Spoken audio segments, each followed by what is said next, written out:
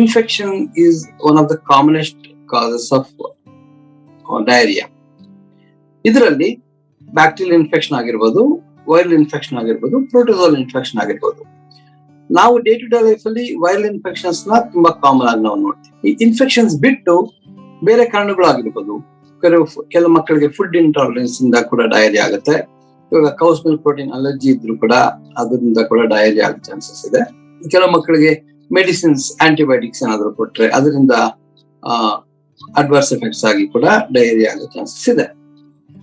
ಕೆಲವು ಮಕ್ಕಳಿಗೆ ಡಯರಿಯಾ ಕೆಲವು ವಾರಗಳು, ತಿಂಗಳುಗಟ್ಟಲೆ ಇರುತ್ತೆ.